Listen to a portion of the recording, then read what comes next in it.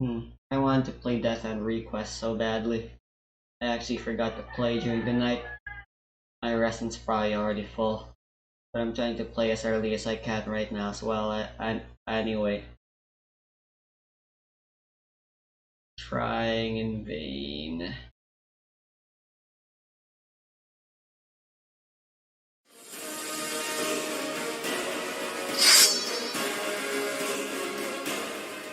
Recently, D&D Beyond crashed, and a lot of people canceled their D&D games. But you don't need D&D Beyond, and you never needed it. At my table, I don't permit apps, cell phones, tablets, or computers, or even rule books. If you want to be a game master and you're intimidated by all the rules in those rule books, don't be. The mechanics of D&D are very simple, and all you need to know is how this die works. If you don't know, I'm Professor Dungeon Master. I am the author of the role-playing games Deathbringer and the Eldritch Hack. I wrote several adventures for Dungeon Magazine back in the 90s. More recently, I've done work for Kobold Press and Goodman Games, as well as Quest Giver. You can check out my modules Macbeth and Frankenstein at the link below. What I'm about to reveal will be controversial, which is why I wear the +2 vest of protection. But it won't be controversial to professional game designers, because these are the secrets that they all know, and they will admit to, maybe not in public, but if you corner them at a convention, they will agree with me. Mechanics of D&D are simple and work like this. You roll this 20-sided die. On a 15 or better, you do it. A 9 or less, you probably fail. And a 10 to 14, ask the game master. If you don't believe me, ask yourself this. Why do armor classes start at 10? That's the number two unarmed and untrained opponents need to land a blow within a 6-second round, and it sounds about right. Why do all monsters have an armor class between 10 and 20, and most of them have an armor class between 12 and 16? Because the game designers want to give characters something between a 55 and a 75% chance of hitting in a given round. This is the average armor class by challenge rating. And what do you know? The range is 13 to 17. Challenge rating 0 to 3. Average armor class is 13. 4 is 14. 5 is 15. But that's not the real number you need on this 20-sided die, because your character is going to have ability score modifiers and proficiency bonuses. And if you're a fighter, armor class 13 means you need to roll a 7 on this die. CR 4, 8. CR 5, 9. Then we have what I call the second string characters. These are the characters like clerics and rogues. The characters who aren't trained in combat per se, but are still pretty good. They only need a 10 to hit armor class 13, an 11 to hit 14, and a 12 to hit 15. Caveat, all these charts and numbers fall within a 10% margin of error. So goblins and orcs have an armor class of 15, and they're only challenge rating a half or 1. But 2 points on a 20-sided die is only 10%. It's not going to make a significant statistical difference. It will only make a difference in 1 out of every 10 rolls, and that is not worth stopping the game and looking up rules for. Next to Gary Gygax and Dave Arneson, probably the designer who has had the most impact on D&D and its development is Tracy Hickman, the designer of Ravenloft and Dragonlance. In his book, XDM, Extreme Dungeon Mastery, he explains how the D20 works. The D20 is used to answer one question: did the character succeed or not? And it's a binary. Either they succeeded or they didn't. And this die only has 20 sides. No matter how detailed the rules or the modifiers, it comes down to a single die roll that can only respond with 20 numbers, and buffs come in 5% increments. If you want to buff your warrior's strength from 17 to 18, your to hit bonus goes from +3 to +4. That's only a 5% difference. The truth is, you could spend all day customizing and optimizing your character, adding bonuses for feats and species, but it'll end up essentially identical to every other character of that type. I call this the Buzz Lightyear effect. In Toy Story, Buzz Lightyear believes he's a one-of-a-kind space ranger. Then he discovers there are millions of toys just like him. Her first-level character is like every other first-level character. They get +6 to the thing they're good at, +4 from a prime requisite ability score, and a +2 proficiency bonus. For rogues, that's climbing, sneaking, and all the other stuff rogues do. For rangers, it's survival and tracking and ranged weapons. For fighters, it's killing stuff. At 10th level, that number goes up to about +9. First level 5e characters are heavily weighted at +6. In old school games, it would be +2. but the results are the same. In 5e, a Hobgoblin has armor class 18. In Moldave BX Old School Essentials, a Hobgoblin has armor class 14. That means in both games, Hobgoblins have an effective armor class of 12 on the 20-sided die. That's what you actually have to roll. So you can just have the players roll the dice and consult this chart. On a 15 or better, yes. An example would be an elite or boss level opponent. 10 to 14, possibly. The Game Master decides. Does the character have some degree of skill in this area? Then yes. Examples include average opponents like bandits, brigands, goblins, guards, hobgoblins, thugs, orcs, and general infantry. 6 to 9, probably not, unless the character is an expert in that task, or the opponent is weak. Weak means giant rats, kobolds, skeletons, zombies, etc. Or it's an expert character versus an average opponent. On 5 or less, the character misses. In my house rules, Deathbringer, a natural one, means you might drop your weapon or a bowstring breaks. But as a general rule of thumb, characters of any level should fail on a 5 or less. Otherwise, why are they even rolling the die in the first place? And here's a chart for the Game Master. Did the monster's attack succeed? 16 and over? Yes. 10 to 15, elite or boss level monsters? Yes. Common, average monsters? No. 6 to 9? No, unless it's a truly epic level monster, like a dragon. And yes, an adult red dragon probably needs less than a 5 to hit the player characters, but as I said before, within 2 points on the 20-sided, 10%, it doesn't really make a difference, and I round to the nearest 5. So if my players are fighting a dragon and that dragon gets 3 attacks, I toss the dice, and anything over 5 I know hits. Here's another chart broken down into percentages, allowing the Game Master to make a fast decision when it comes to setting a difficulty class. 15 or better, everyone succeeds. 10 to 14, are they of moderate skill? Then yes. 6 to 9, experts only. 5 or less, they miss. Once you know this, you never need to really crack open a book or look up anything on an app again.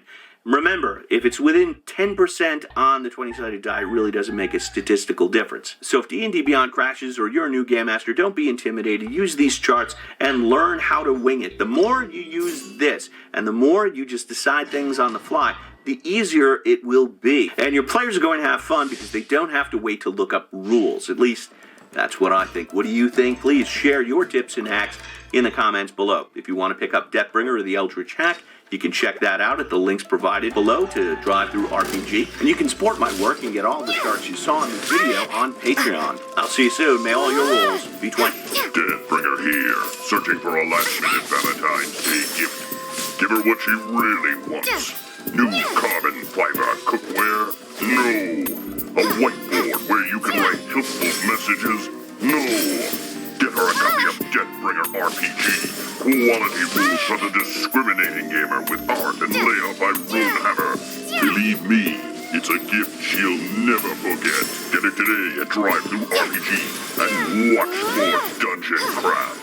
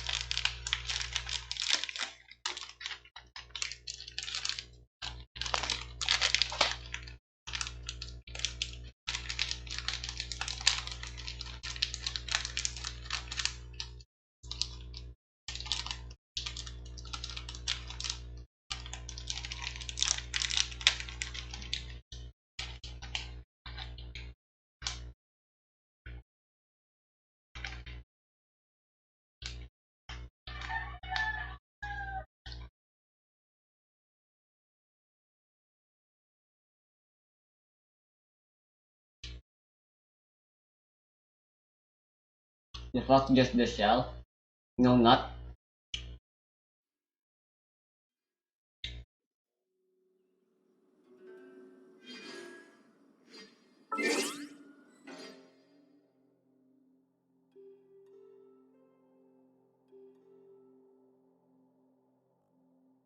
Well, it certainly seems to me like Mojang are trying to get us excited for these upcoming snapshots. Today they have confirmed we're going to see the Sniffer. And speaking of snapshots, of course, that's what I cover here on this channel, as well as other updates and Minecraft news, so make sure you subscribe so you don't miss out on seeing the Sniffer when it first comes to the game. So thanks for doing that, and let me bring you up to speed in case you missed the last video. Just a couple of days ago, Mojang released another article about archaeology coming to a future snapshot. So in this article, we got to learn a fair bit about archaeology. There's going to be dig sites that can be found in villages, wells, and desert You're temples. exposed! There will also be a new block, Suspicious Sand. You can use the brush tool on this, and that's how you get random objects and also pottery shards. And on these shards, there are 4 unique drawings that can be put together to make the pots that you have seen in these images. If you want all the info in further detail, then this is the video to check out after you watch this one. It'll be linked to the end. You may have picked up on me saying that the loot from a Suspicious Sand included random objects, and today we get to find out what one of those is. But now on to today's news, which is of course about the Sniffer mob. To jog your memory, the Sniffer was the winner of the mob vote for Minecraft Live 2022. It was revealed that this mob would be large, but also have a baby variant as well, which would hatch out of sniffer eggs, and that these mobs could also sniff out ancient seeds, and these ancient seeds would give us new types of plants to grow in the game. And then a couple of weeks back, we also got to see the Sniffer in-game on the preview of the Minecraft Bedrock Edition, and there wasn't too much to see in this minute video that was teased to us. It mostly just gives you a sense for what the Sniffer looks like and how big it is compared to the player. So here is today's news. The Sniffer is coming to Minecraft 1.20, and we kind of already knew this. And a lot of the things about the Sniffer we've known because of the mob vote video and some of the recent sneak peeks. And so the article is here to go on to iterate how we're first going to see it and what's in store in the future, and clarify some details about the Sniffer too. There are also some new screenshots of the new mob, I think 6 in total, that I'm obviously just flicking through right now, and we might flick through them again later in the video. I did scan these though to see if there are any hidden details, and I couldn't spot anything out of the ordinary. So coming back to the article, they want to let us know that we're first going to see it in creative mode only. It's not going to have all of its functions straight away, like finding and hatching the egg, but by the time 1.20 is here, all of the Sniffer features are going to be in place. So we are essentially going to see this one bit by bit, snapshot by snapshot. Now if you watched my video on archaeology, you might remember I speculated that ancient seeds were going to be found in the new block Suspicious Sand. So this next part sounds really awesome. Once you've unearthed your egg, it's time to help it hatch. I implore you to pay close attention to this part of the process, because you have not lived until you have seen a Snifflet burst out of its shell. Although here's a question, have we actually seen that already? I mean, we kind of have. It's probably not the same as we're going to see it in-game, but also this process sounds like an opportunity for Mojang to introduce some really interesting game mechanics. So as you might have picked up on, a baby Sniffer is known as a Snifflet, and when it's born, you've got to wait some time for it to grow up into a full-size Sniffer, and when it does become one of those, it will be able to explore the overworld and seek out ancient seeds. You'll be going on exploration adventures with the Sniffer mob. Now the ancient seeds will have a use. They are going to be new, unique, decorative plants. And of course in this game we have flowers that could be placed and put into flower pots, as well as the 2-tool flowers and other plants like vines and drip leaves. There is already a fair variety, but I like the way they're describing these as being unique and decorative. I'm very excited to see what they come up with. These could be some very new interesting plants for the game. And one last observation, we haven't actually seen the baby Snifflet yet. It's not in any of these images, it wasn't in the teaser video, and personally I'm really curious to see it. And I don't think we're going to see it in the first snapshot that comes out, based on what was said in this article. And I read it top to bottom, trying to glean out as much information I could, but we're kind of left with a little bit of a mystery until the snapshots arrive. What is this hatching process going to involve, and what will these unique decorative plants be like?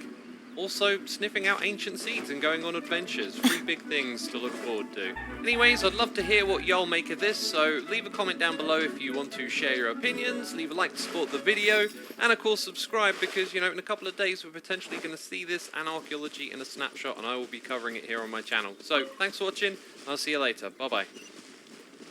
Really?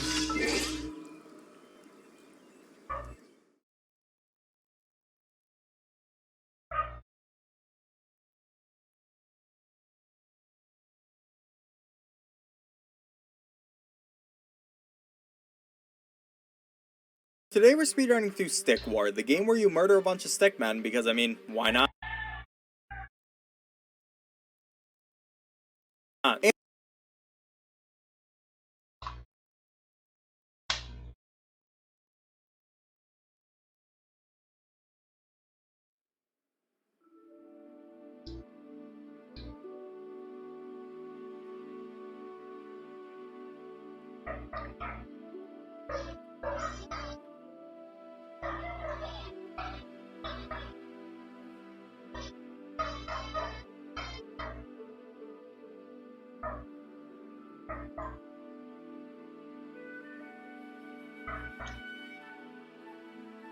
Dang internet.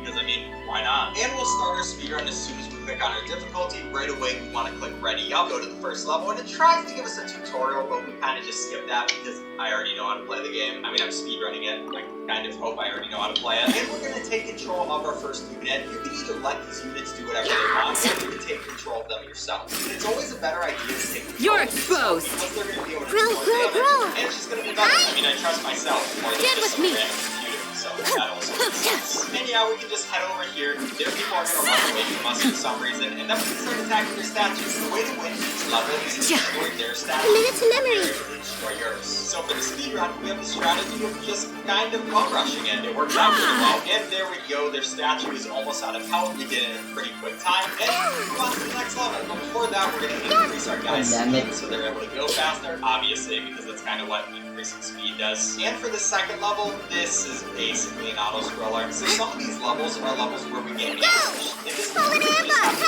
survive until the sun sets. So you can see We the shall sun in the background. prevail. It is slowly going down, and I'm kind of just mining. Because just like how you do more damage if you're controlling someone, you also mine more efficiently if you're controlling someone. So I might as well just mine, let my people do their thing. I mean, we're not Commit it to memory. And yeah, this Yield. is the important parts of the run. There's nothing really to speed it up. You can't just Dissipate. pull strats like Out of going my behind way. enemies and then just slice them up. But that's pretty much it. I mean, nothing really else to do. The sun is almost down. Pin them We only have down. like one more wave we have to deal with, so there they come. I'm gonna use the same strategy where I just go behind them. They seem like jerks. And now we literally have nothing else to do. The game is over. All we have to do is wait for that sun to finally get past us. And for some reason, our stick Everyone decided to hold just attack the air. I don't know why they decided to do this. Or like Too easy. something. I really hope you guys are winning. But what we're looking for this level is kind of just wait it out. There's no way to speed it up. You guys can just attack the demons. And there we go. The level's done. We're going to increase our speed a little bit more, as well as increase our passive income, which will allow us to get more units. Now we're going to start out this level by getting one of our miners, and he's going to be able to mine a couple of things. Before see then, we everything. start taking control of our first warrior, and he's going to actually be doing some killing. So I'm going to go behind this guy, try not to let him kill me. Okay, this guy's actually really effective. We can stop it. And now we have the dream team of these 3 people, and just kind of hoping they'll be able to survive. I don't know if it's really the dream team, but I can believe it is. Please don't die. I see all your blood on the ground. Let's just stop doubting that. You do not need to get shot by this dude. Oh, and they're trying to send out other people. This is really bad RNG we're getting right now. What I'm going to do is actually a little bit of a different strategy. Because when you get bad RNG like this, you can use this strategy, which is basically just going around them and juking them. Yeah, goodbye, guys. I'm going to go just attack your base, and they kind of just let me. So we just have my one guy. They're going to try try to attack me, but it's going to be too late. I already got rid of their base. Yeah, that was nice and easy. And for this next one, we're going to want to increase our guy's sword, so they're going to be able to do more damage. And yeah, it's time for another monument. This one's going to start out like usual, where we're going to mine a little bit so we can get some extra money. And then right away, we're going to want to switch to our swordsman. Our swordsman is just going to go through, maybe see somebody in the middle of the stage. It looks like we won't for this one. And oh yeah, this one is when we see the gladiator, which these guys just kind of run away. We came up to him, he had a full shield and all that kinds of stuff, and he just ran away. Literally, our enemies are like the wimpiest people in the world sometimes, and I really don't understand why, but I also will take it. So I'm just gonna hope that I can take care of the statue before they attack me, and that was perfect. That was a really good level. We can upgrade our sword a little bit more, upgrade our pickaxe so it does some better mining, and yeah, now it's time for another survive level. Hooray for auto-scrollers. It really is the greatest thing of all time. I mean, it is kind of nice because it gives you a little break in the run. I have to do a little less intensive things, even though this game in general isn't the most intensive thing in the world. But yeah, I'm just gonna have my one miner keep mining, trying to get more troops. And I mean, eventually the enemy's gonna come. I think. They're literally giving me time to have this entire army of people, but nobody is even coming to attack me. And of course, that means that we're gonna have to attack them, because I mean, why not? I'm kind of bored. So we have enough people, we developed an army, and then while they're still gathering their troops, we're just gonna ambush them, because I mean, they technically ambushed me first, so I mean, it isn't really my fault at all. And yeah, it's not really the hardest fight in the world. A bunch of people keep coming, but because we have these really overpowered swords, we kind of just kill them all, and get back to attacking our demons. Yeah, guys, go. Hooray. You can kill those invisible monsters. Why do I always get stuck with the weird people? And there we go. That is going to be another level done. We got through that, so we're going to increase our mining a bit more and move on to our next level, which is going to be the magic hill. I'm not exactly sure what a magic hill is supposed to be, but I mean, it's something. So we're going to wait for our first warrior, send him out, and then of course we're going to beat him. I mean, it's pretty much the same strategies we use for most of these levels. We head over here with our army. There is literally nobody there. Like, what are they even trying to do? And yeah, we just start attacking a statue of swords. Honestly, this probably isn't the best way to destroy a statue. Like, is attacking a statue of metal swords even that effective? But I mean, it seems pretty effective. We're getting through to it. I just have to hope that we're able to destroy this before the people can attack me. We are so close to there. Come on, please. It just needs one more hit. Oh, or it's actually done. All right. And then we can go ahead and increase our castle income a little bit more, move on to the next level, and it's time for pretty much the exact same strategy. We're going to get the miner, send out the people. I mean,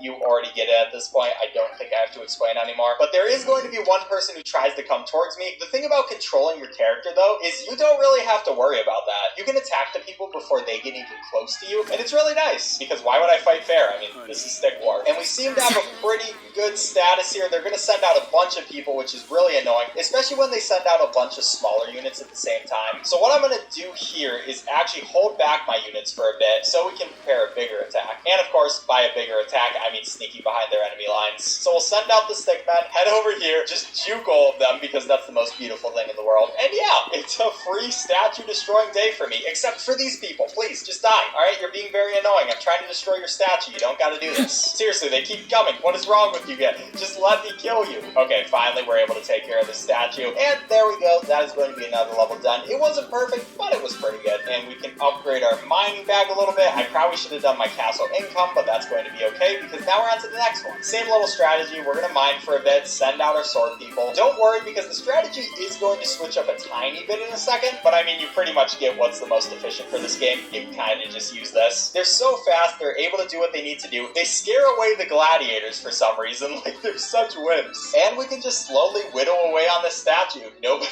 even cares. We get to like half health before they even send out more people. But they're going to send out 2 gladiators right there. I'm going to try to get as much damage on the statue as possible and try to keep the rest of my units away for a second. We might be able to take care of this. This is going to be really close. Please hit him. Oh, that was really good. Okay, this is a really good run. I'm going to upgrade that and my bag. We can move on to the next level, and this can actually be really good. So for this one, it's time to destroy the Giants Monument. So, obviously, we have pretty much the same strategy. Send out some people, hope they're able to do the things we need them to. Yeah, I don't really have anything else to say. We have this guy, and he's going to try to do his thing, but for some reason, he just doesn't pay attention to us, and then we can start whittling away at a statue. And then what's even better than that is you see this arrow guy, and he's also not doing anything. He just looks at us and is like, okay, I guess you can destroy my statue. I don't really care. I mean, that works for me because I don't really feel like doing any work. I'll just slowly destroy this statue if you want me to. I mean, I'll get there eventually. So there's not too much more I can do to speed up this level. I'm kind of just attacking a statue. I'm and it kinda is losing its health little glad I by little. And recorded there you this go. now. You can see there's another giant. He's definitely going to attack me, right? But no. He's not. Okay, just keep letting me attack your statue, I guess. Also, this mining guy is being really annoying, dude. Can you please die? You're kind of in my way. At least you get to see some cool gameplay, like the giant fighting and doing all that stuff, even if for some reason he isn't fighting me. And yeah, we're just gonna slowly get rid of this statue. I don't even know what else to say. I mean, we won. That's pretty cool. So we can move on, and we don't really have any other upgrades that we need to do, so we're just kind of gonna not upgrade. But hey, it's time for another survival level. Hooray. But don't worry, because this is going to be the last one of the game. All we have to do is make it through this one. And yeah, I'm just kind of building up my army, mining a little bit, slowly but surely getting better and better. What do you want me to say at this point? Okay, it's a pretty simple strategy. We're just kind of living our life. But hey, look, it's the scary giant. Oh no, he's definitely going to take care of me. Too bad I'm literally just going to go behind him and start kicking him or something. Yeah, all the people just start attacking him. We acquired such a gigantic army that the giant just can't really do too much to us. I mean, he does do some damage, but he's about to be dead already. And yeah, that was pretty nice. So hey, might as well get back to some more mining. We're just going to mine a tiny bit more before we send these units out. And you can see how many people we have. Like, are they even supposed to be able to do anything against us? But I'm going to send these people out, buy a couple more of them, and it's time for one more fight. It's like the previous levels where there's just going to be a gigantic horde of people. Thank you for completing. Such overpowered units, we kind of just continuously one-shot them. Yeah, I know what you're thinking. This is amazing gameplay. I really don't know what my enemies are supposed to do at this point. Just kind of accept their death and, yeah, live your life. Or I guess you can't live your life anymore because you're dead, but let's just not talk about that. And there we go. That is going to be another level done. We can move on to the next one. You pretty much already know the drill. But hey, now we're in the Ice Mountains. That's pretty cool. It must mean we're using a different strategy, right? No, not really. We're kind of just sending this guy out. He's going to kill both of these people in front of him because they look like jerks. And then we'll just keep sending more people out. Keep doing some more murder. I'm going to stab him before he even gets near me. And they run away, of course, like the usual babies that they are. Like, I feel bad for my enemy to a point because his units literally do nothing. They have no loyalty. I mean, sometimes they'll shoot me with arrows, but that barely does any damage. And they're going to send out all those people, but your statue's already pretty much dead. Come on, I just have a couple more.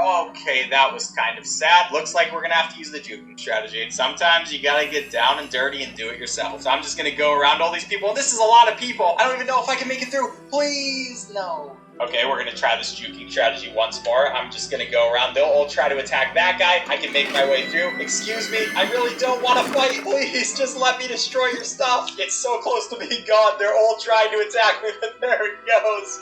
Their statue is gone. And it's time for the final level. All we have to do is beat the desert. And for this one, hey, we're using the same strategy. I mean, seriously, at this point, who would have guessed? So we can send our people out. They're all going to be ready to attack. I don't know what's going on with the moon right now, though. I mean, look at it. Well, we'll murder a couple of people, send out some more units. You know, it's pretty simple stuff. And you can see their statue is really big this time, and I wonder why that is. Oh, is something gonna happen with it? Did you see the little foreshadowing hints I gave you? So we want to kill all these units as well, because they're gonna be really annoying if we don't take care of them. But we're just gonna slowly whittle down this statue's health, kill the people that come by, because they're also gonna try to kill us. And yeah, it's pretty much the same game as usual. Hopefully we'll be able to do this before too much longer. This is how it must be. People to kill as well. They're being really annoying, but there we go. The statue is going to fall. And usual? oh wow, what's coming out of it? You think my acting's pretty good? I sure hope it is. But yeah, this is actually a person that pops out of the statue for some... What is going on with this game? It's one of these big giant things, and it's trying to attack us and just murder us violently. So, of course, we're going to try to murder it violently, because that seems like much more fun. And we'll just keep sending our troops at it one by one. He's going to slowly get his health whittled down. It's annoying because he can use attacks like that, which will stun our people for a while. But if we have people in front of him and behind him, then at least we can attack him with one of them. So I'm just going to slowly wait until he dies. I mean, there's not too much you can do to speed this up. He's going to keep trying to attack me with his big mallet, but eventually he falls, and we can end off time right there. Hooray, we did it, we win. And if we look at speedrun.com, we see that we're now 14th place. Hey, we'll take it. But I'd like to thank you all for watching. If you enjoyed this video, please leave a like on it. It really helps the YouTube algorithm, and I really appreciate it. Also, check out my other videos.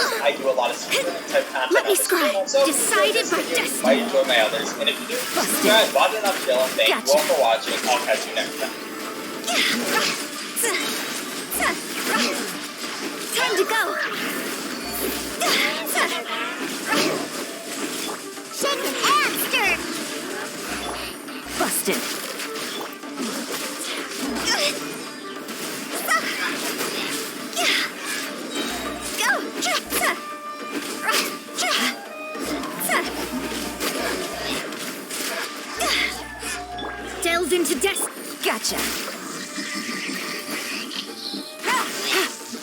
I'm a rock.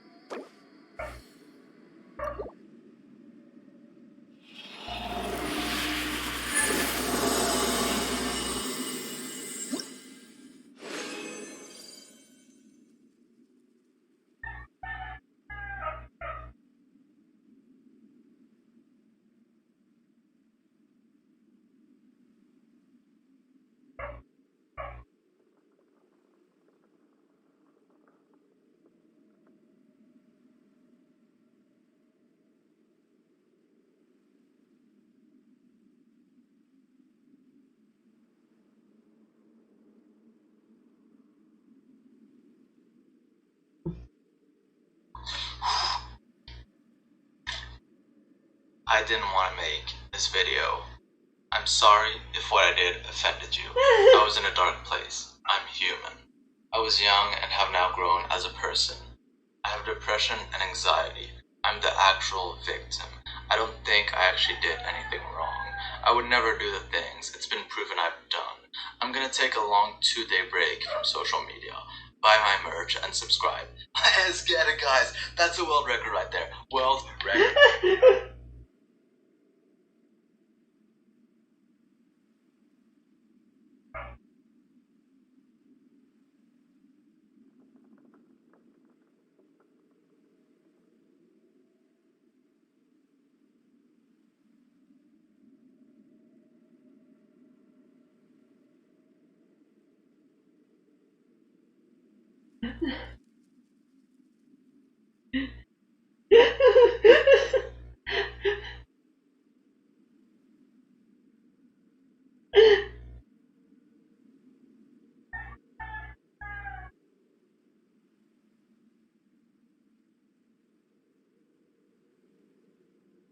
Piece of Furies, The Chosen One. Alongside magical swords, dead parents, and terrible movie adaptations, this is one of fantasy and sci-fi's favourite storytelling tropes. Which also means that people have strong feelings about whether or not you should use it. I mean, it's not uncommon to hear, "Hey, I was thinking of writing a Chosen One."